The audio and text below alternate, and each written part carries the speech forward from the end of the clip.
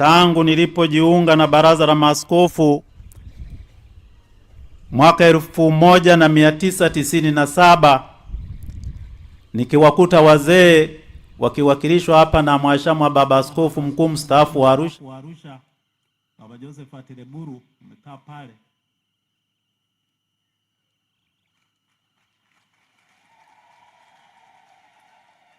Nchi yetu ilikuwa na majimbo 25 na leo 2026 kwa kuundwa jimbo la Bariadi, nchi yetu inakuwa na majimbo 36.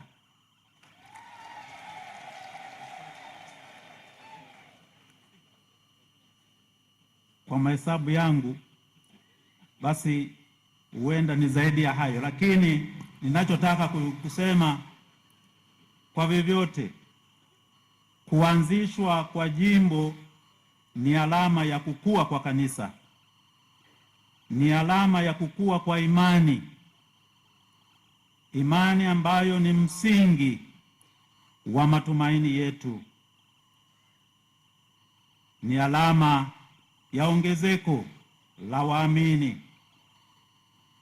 Mtu anaweza kujiuliza, kwani majimbo yana umuhimu gani? Ndugu zangu wapendwa, majimbo yana jukumu muhimu kwa utume wa kanisa ndani ya taifa.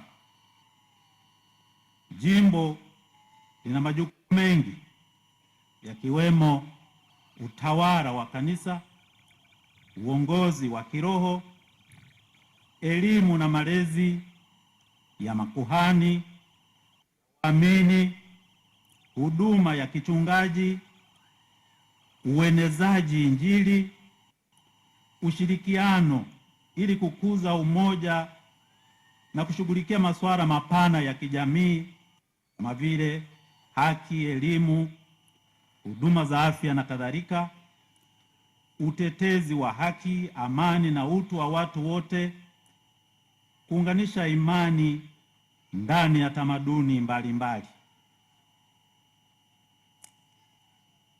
Bulumbe Butare kupandika jimbo na kupandika ndimi ongoro ntare.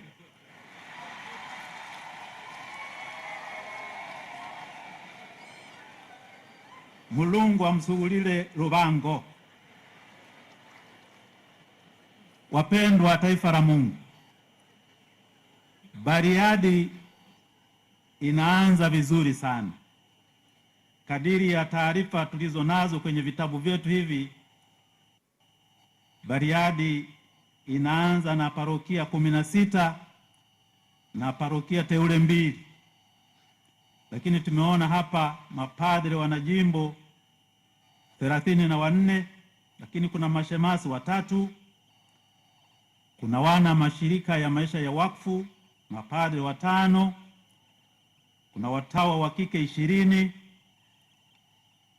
kuna mafrateri 46. Hii si haba. Ni jambo la kumpongeza Mwenyezi Mungu, kumshukuru Mungu. Lakini kwa kweli tumpongeze Baba Askofu Sangu kwa matayarisho haya. Kazi hii ameifanya kuandaa mpaka tunakuja kupata mambo haya ambayo jimbo hili linaanza nayo. Baba, hongera sana.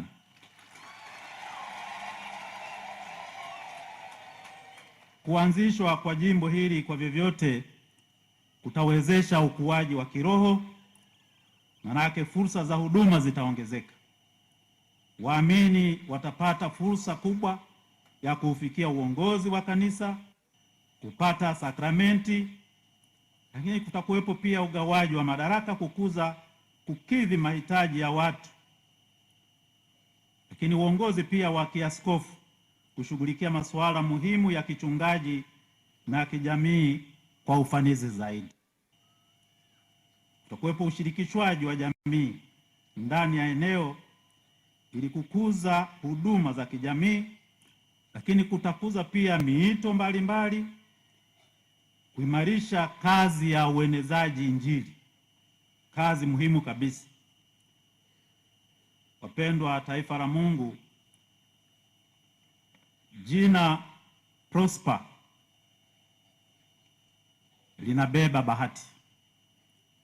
Ninyi wana Bariadi mna bahati kabisa.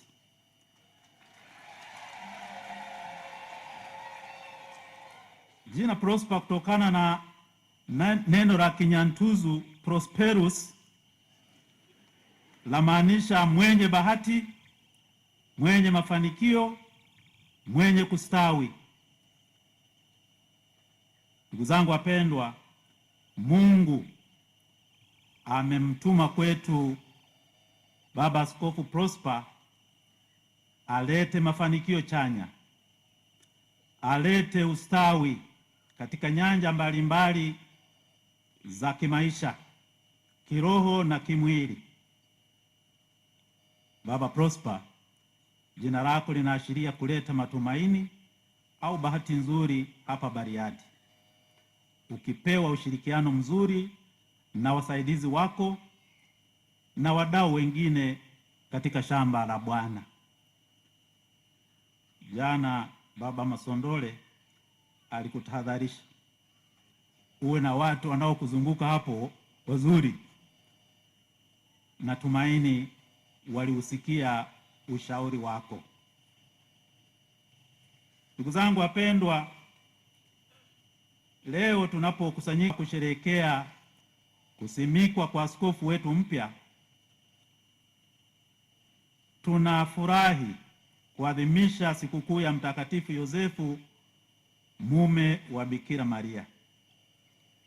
Siku hii tunamheshimu mtu ambaye maisha yake yanaonyesha uaminifu, unyenyekevu na uthabiti katika mpango wa Mungu, kama Baba Askofu Mkuu Renatus alivyotangulia kutuambia hapo mwanzo wa ibada hii.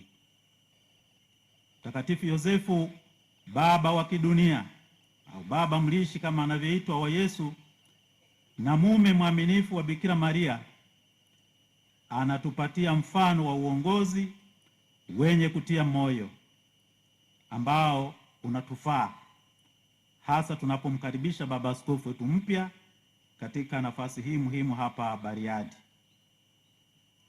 Mara nyingi Mtakatifu Yosefu anaitwa mtu mwenye haki, jina linaloonyesha haki yake na utii kwa mapenzi ya Mungu.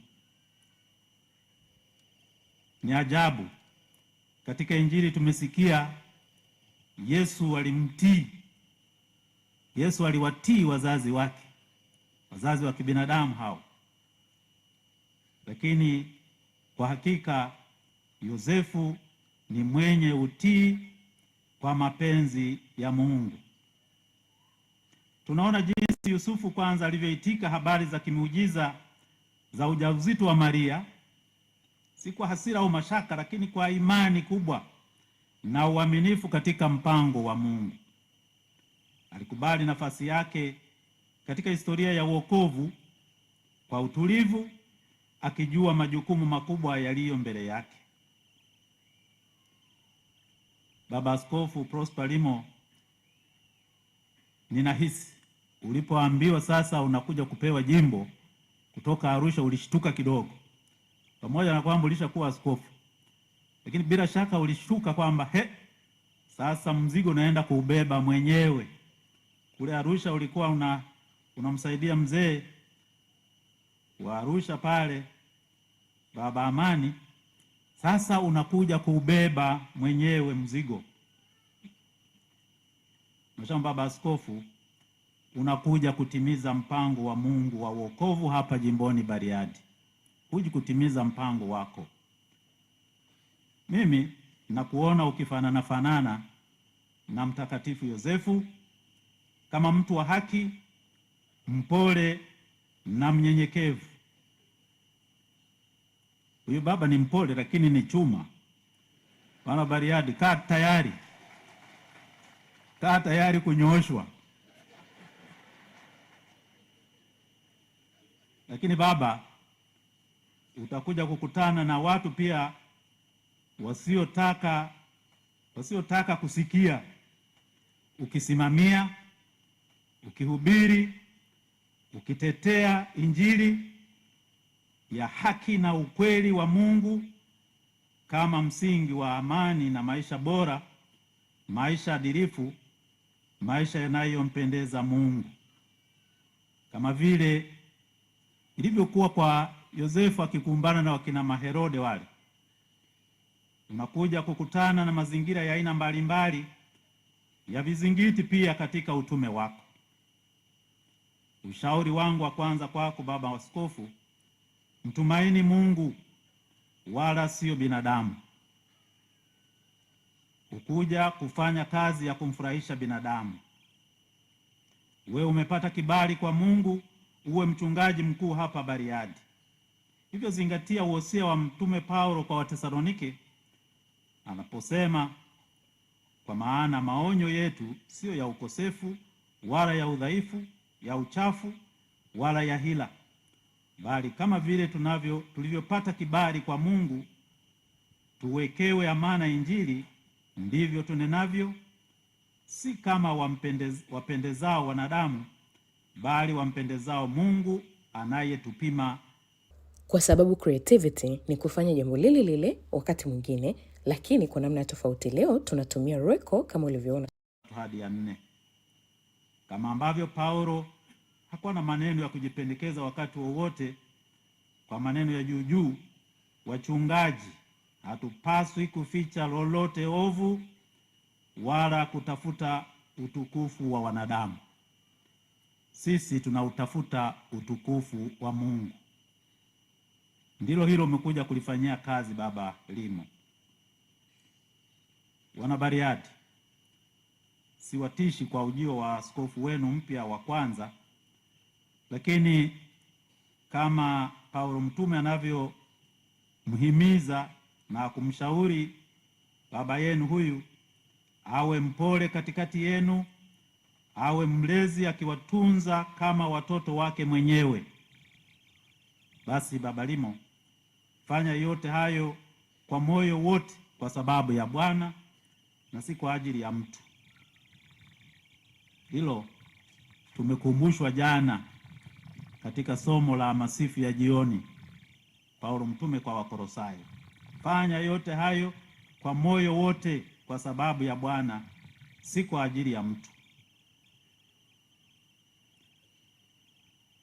Tunakumbushwa wito wetu wa kuwa wasimamizi wa neema ya Mungu na kutumikia kwa unyenyekevu.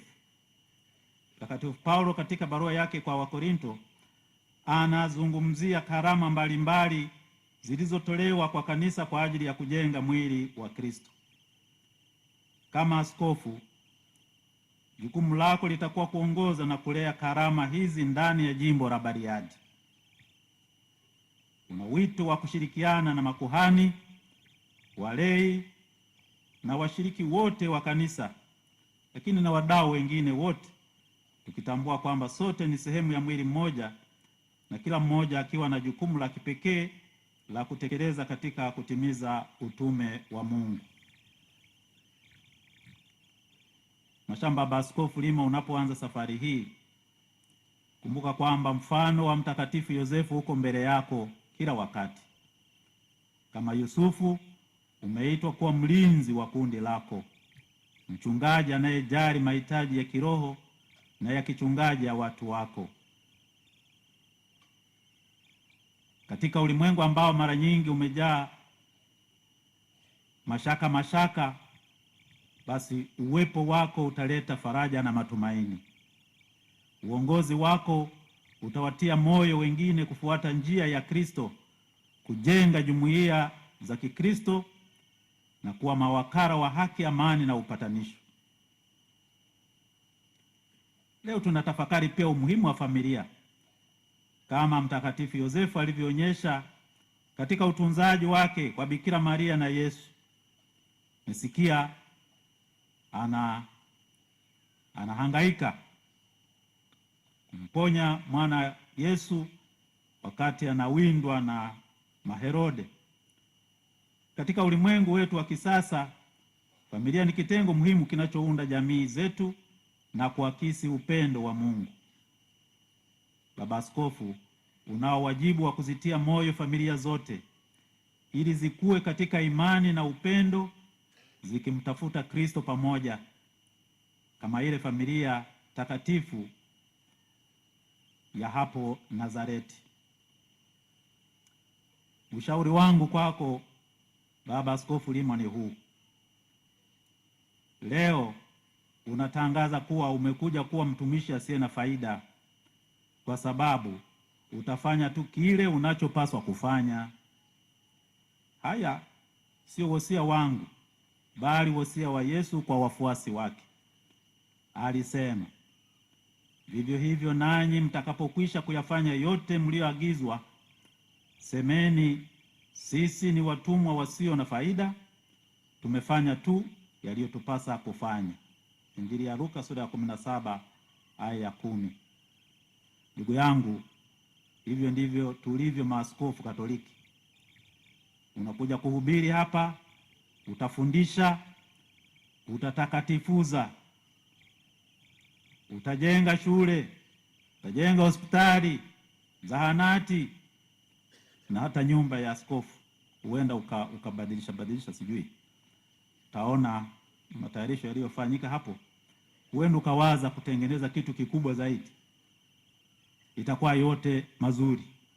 Lakini ndugu yangu, yote hayo hayatakuwa mali yako. Itakuwa ni mali ya Kristo, itakuwa mali ya jimbo.